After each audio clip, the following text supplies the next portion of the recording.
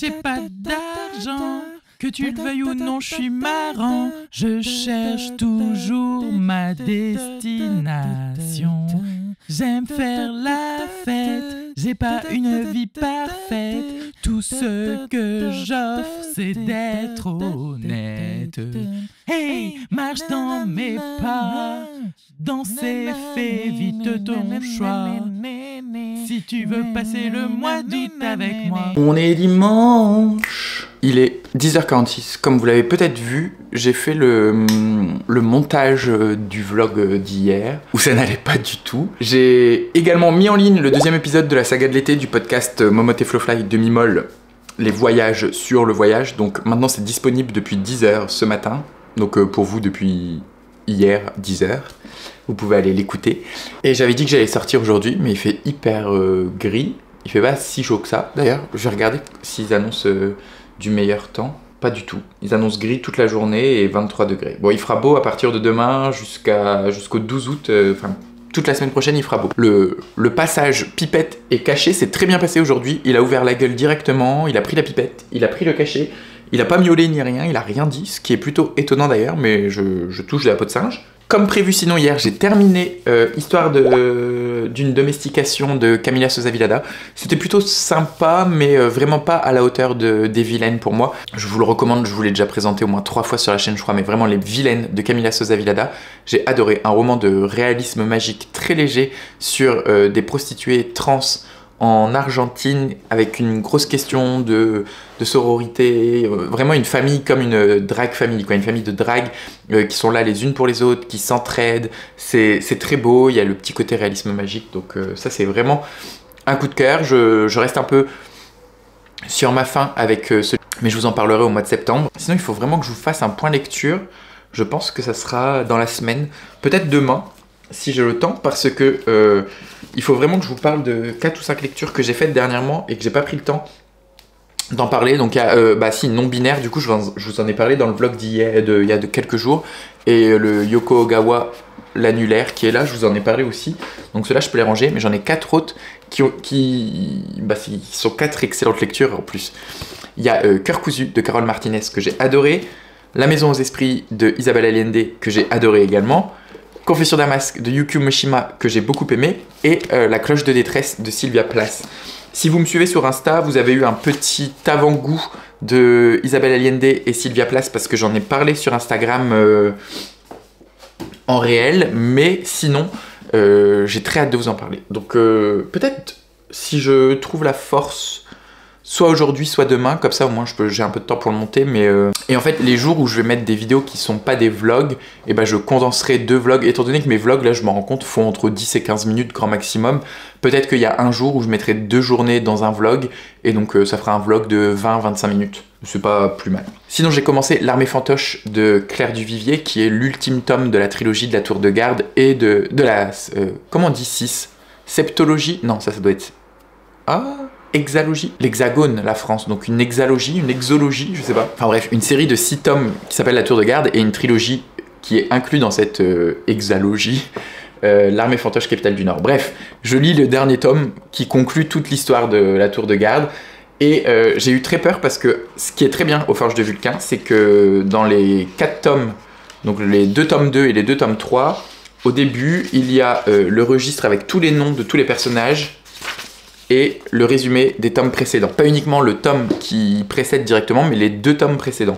Donc, en lisant le résumé, par contre, je me suis dit, oula, j'avais des souvenirs très vifs et très frais du premier tome de la capitale du Nord, Citadin de demain, mais j'avais aucun souvenir, en fait, de Mort-Roger, le second tome, ou en tout cas, de ce que je lisais, c'était des trucs qui me paraissaient, que j'avais l'impression même de pas avoir lu.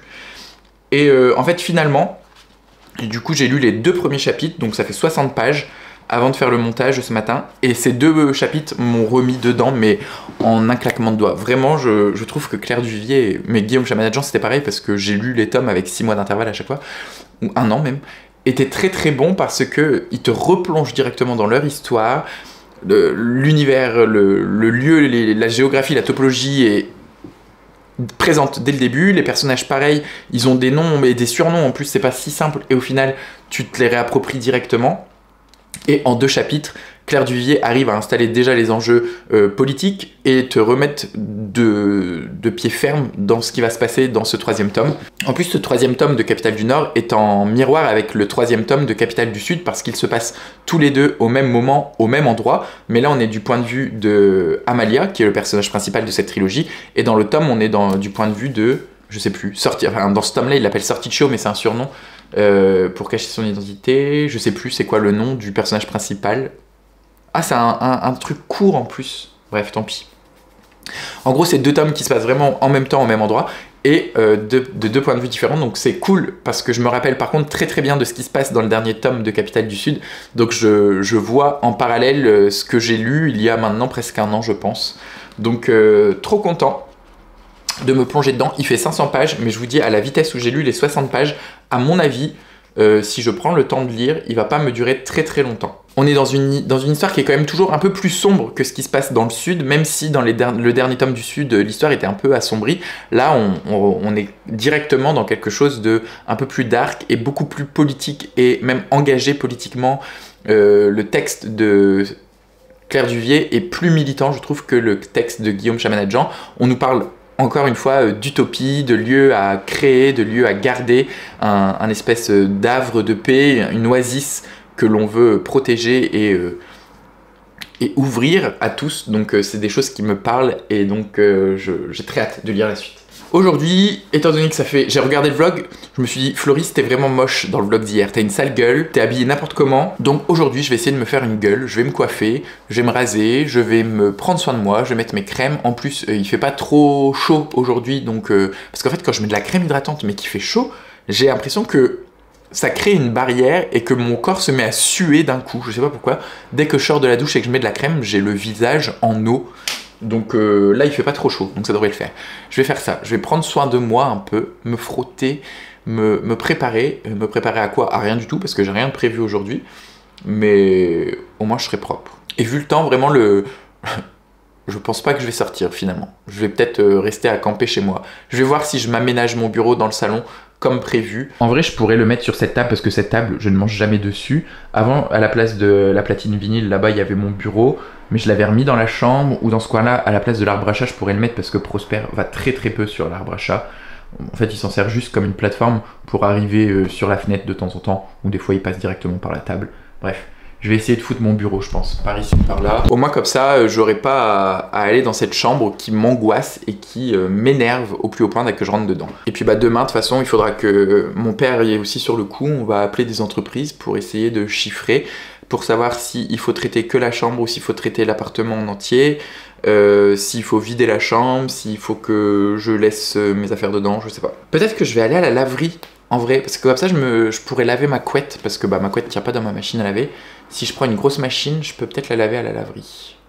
Ce serait pas débile, hein, parce que j'ai retrouvé des punaises sur ma housse de couette, donc probablement qu'il y en a sur ma couette. Et comme ça, je passerai tout au sèche-linge. Je vais voir. Ce qui est important quand on veut prendre soin de soi, choisir la bonne playlist et se mettre à poil. Et du coup, comme playlist, je ne sais pas quoi mettre. Il faut que je mette un truc qui me motive, qui me mette de l'entrain. Deezer me propose Anthony and the Johnsons, pas vraiment la vibe. 99 Luftballons, beaucoup plus la vibe.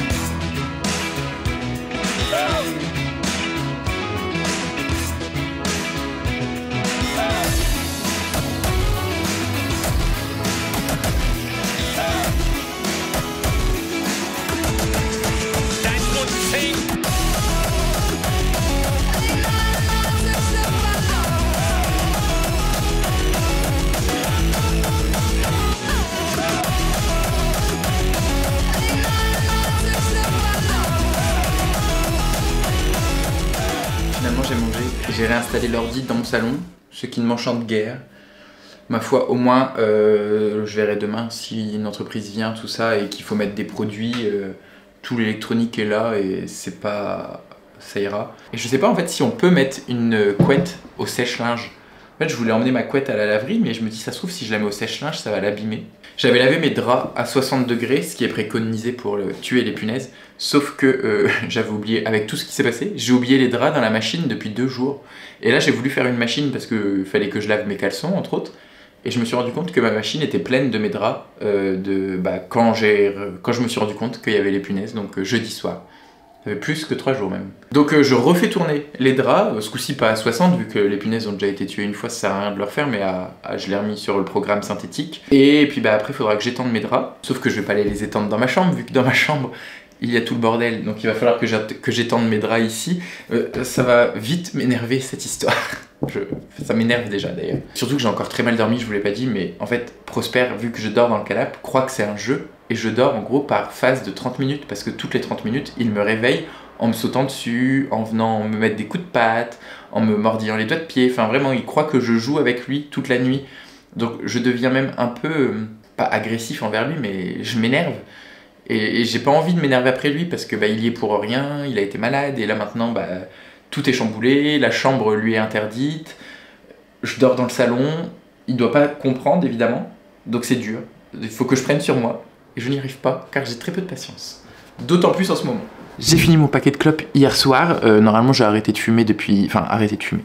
J'ai arrêté de fumer un paquet par jour. Parce que pendant longtemps, j'ai fumé un paquet par jour. J'ai une relation très compliquée avec les addictions, et notamment la cigarette. Et sauf que là, ça faisait quelques temps que j'avais un peu repris la cigarette, soit en taxant, soit en achetant des paquets quand je sortais ou le week-end. Et puis dernièrement, je m'étais même mis à racheter des clopes la semaine. Hier soir, j'ai fini mon paquet, je suis toujours pas allé en racheter. Et depuis ce matin, je ressens le manque. Alors que jusque-là, quand je fumais que le week-end, c'est vrai que la semaine, j'avais pas de manque. Bon, là, vous me direz, on est dimanche, mais... Enfin, quand de là, mai, juin, juillet, j'ai fumé en soirée, tout ça. Quand je retournais au boulot la semaine, je vapotais du lundi au vendredi sans acheter de clopes et j'avais pas de manque. Et là, je ressens un manque. Donc... c'est aussi le signe qu'il faut pas que j'aille en racheter, mais il faut combattre le manque, et ça c'est pas simple. Je suis un peu comme Lena Situation qui prend des trottinettes, mais moi c'est des ébulots.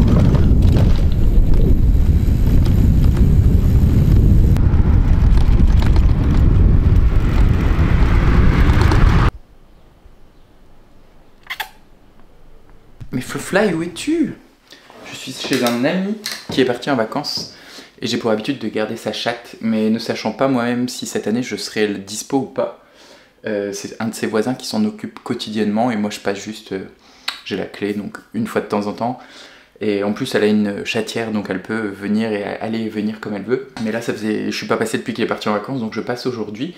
Et en plus il a un petit jardinet, une petite courette avec un transat. Et donc j'ai pensé que ça me ferait du bien de me mettre sur le transat et peut-être bouquiner un peu. Donc c'est pour ça que j'ai pris un Vélib. Et figurez-vous, un Zébulo, que dans le Zébulo, il y avait un portefeuille qui est rempli de cartes de crédit, carte d'identité, etc. Enfin bref, il y a tous les papiers de la personne dedans. On est dimanche, donc je peux pas le déposer à sa banque, parce qu'il y a son numéro de carte bleue, enfin il y a sa carte bleue dedans. J'ai cherché sur Facebook, et pour l'instant je n'ai pas trouvé cette personne. Donc je vais continuer à chercher, voir si je le trouve pour essayer de le contacter aujourd'hui. Sinon, demain, je me rendrai dans sa banque pour déposer le portefeuille. Ça, j'aurais fait une bonne action. J'espère que le cumul des bonnes actions va améliorer mon karma, si possible. Je vais peut-être me mettre un peu à bouquiner, et comme ça je fais un câlin à Mamie Lys. C'est une vieille chatte de... je crois qu'elle a 13-14 ans, Lys. Elle a été souvent habituée à vivre seule et tranquillement, à aller dehors dans le jardin, tout ça. Enfin, elle va même dans les jardins des autres personnes à côté. Elle est adorable. C'est une vieille mamie très gentille, qui est autant câline qu'indépendante. Donc c'est vraiment un chat qui fait plaisir. Je l'ai même gardé chez moi pendant plusieurs mois, une fois, quand son maître était parti en longue durée, avant que j'ai Prosper. Son maître était parti plusieurs semaines au Brésil, donc du coup je l'avais gardé à la maison. Et c'est un peu à cause d'elle d'ailleurs que j'ai Prosper. C'est quand j'ai gardé Lys plusieurs semaines que j'ai eu envie d'avoir un chat. Je sais pas s'il a laissé son frigo branché, il a souvent des bières. Si c'est le cas, je lui en prends une. Le frigo est branché, mais il a bu toutes les bières avant de partir.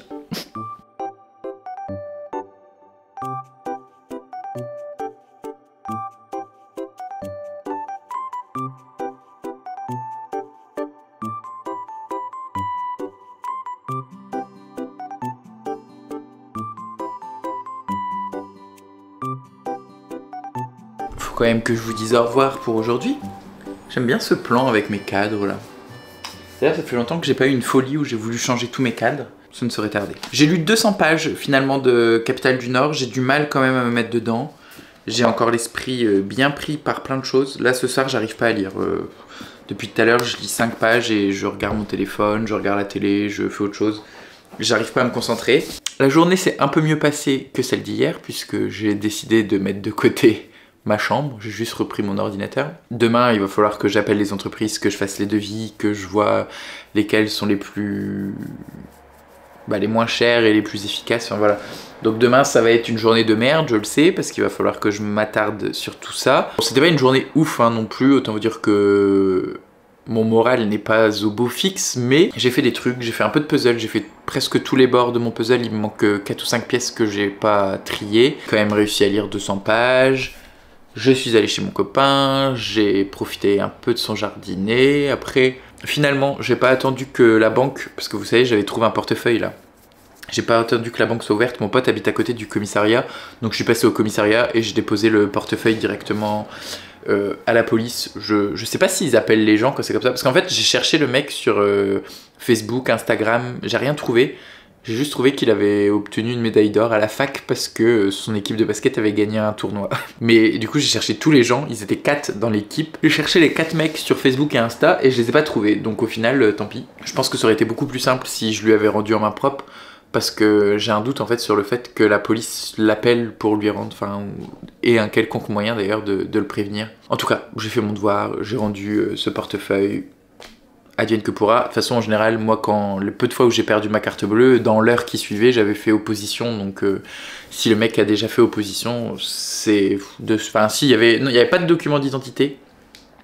Donc, pas de truc chiant à refaire. Il y avait juste sa carte vitale et sa carte de transport. Il y avait aussi sa carte d'étudiant, mais la carte d'étudiant, vu qu'on la change tous les ans et que là, en mois d'août, c'est pas très grave. En fait, je vous dis, oui, j'ai du mal à me concentrer dans la lecture. Donc là, il y a un petit moment à vide où je m'ennuie un peu. Mais est-ce que c'est parce que je suis pas concentré ou est-ce parce qu'il y a une baisse de rythme dans le texte? Je sais pas. J'aimerais bien... Il fait combien de pages j'ai dit? 530? Ouais, j'aurais dit j'aimerais bien aller à la moitié ce soir, mais je vais avoir du mal à lire 80 pages, surtout que je baille. Franchement, je vais essayer d'appeler toutes les entreprises. En plus, je déteste appeler les entreprises, etc. Mais de faire ça demain matin, histoire d'être tranquille. Faudra que je monte le vlog aussi, parce que tout à l'heure j'ai voulu monter le vlog, mais j'ai eu la flemme. Qu'est-ce que j'ai fait comme autre truc pour me vider l'esprit? Ah, j'ai joué au Scrabble. J'ai fait une partie de Scrabble en ligne. Et j'ai écrit un peu, mais pas grand-chose. J'ai écrit quelques lignes. Plutôt de la poésie d'ailleurs, que de la prose. C'est marrant parce que j'ai passé la journée seule. Mes potes étaient pas à Reims ce week-end. Ils étaient en week-end à droite à gauche. Enfin, ils étaient pas dispo. J'en ai qui sont en vacances.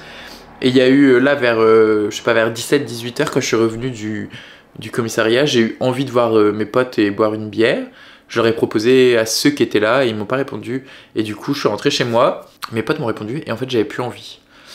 Et là, je suis un peu, mais j'en avais déjà parlé, dans cette espèce de dualité assez récurrente de j'ai envie de voir j'ai envie de voir du monde, mais en même temps, j'ai envie d'être seul.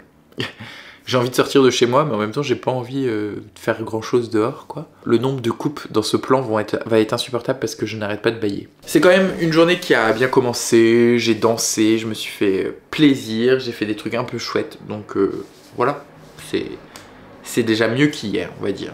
Je me donnerai une note de 5 sur 10 aujourd'hui. Vivement que ça soit fini et que je ne mette que des 8 sur 10 à toutes mes journées. Ça me fait vraiment chier de commencer mes vacances comme ça. Mais d'un autre côté, je me dis que la marge de progression jusqu'à la fin de mes vacances est immense. Genre là, je pars de tellement bas que je ne peux pas arriver au mois de septembre en étant pire que ça. Sur ce, j'espère que ça vous a plu. On se dit à demain. J'ai pas tourné le point lecture et je pense pas que je le ferai demain. Donc demain, ça sera encore un vlog. Et je vous fais des bisous. Et oui, si, je conclue là-dessus. Je lis tous les commentaires. Dès l'instant que je mets un petit cœur, c'est que j'ai lu le commentaire. Et là, je vais avoir du mal à répondre à tout le monde parce qu'en plus, vous êtes adorables, que ce soit Envers Prosper, qui va beaucoup mieux. J'ai l'impression là que ce soir, on est vraiment en très bonne voie. Et d'ailleurs, j'ai relu l'ordonnance. J'avais failli faire une connerie. Le cachet que je lui donne, c'était pas pendant 10 jours, c'était pendant 8 jours. Donc, demain, ça fera... demain, ça fera 7 jours. Oui, parce que le cachet, je lui ai donné qu'à partir du lundi. Donc non, ça va, parce que la pipette c'est pendant 10 jours et le cachet c'est pendant 8 jours, donc il faut que je m'arrête mardi. Je sais pas si c'est grave, mais vu que c'est quand même un truc assez agressif, vu que c'est un dilatateur des voies urinaires, je me dis qu'il faut peut-être pas trop que j'en abuse. Puis surtout que si après il s'habitue à ça, est-ce qu'il va pas refaire des problèmes urinaires? Enfin bref, je vais suivre avec attention la prescription médicale. Et puis bah merci pour tout le soutien et les mots doux et le courage que vous me donnez pour les punaises. C'est peut-être rien, c'est juste un commentaire, mais sachez que ça me touche beaucoup et que je ne souhaite à personne, évidemment. Sauf si vous avez un manoir et que vous avez l'opportunité de vivre dans 150 mètres carrés en dehors de la pièce infestée, là oui, vous pouvez avoir des punaises, mais quand vous vivez dans un petit appart comme le mien et que vous n'avez pas beaucoup de moyens, je ne vous le souhaite vraiment pas. À demain, les loustiques.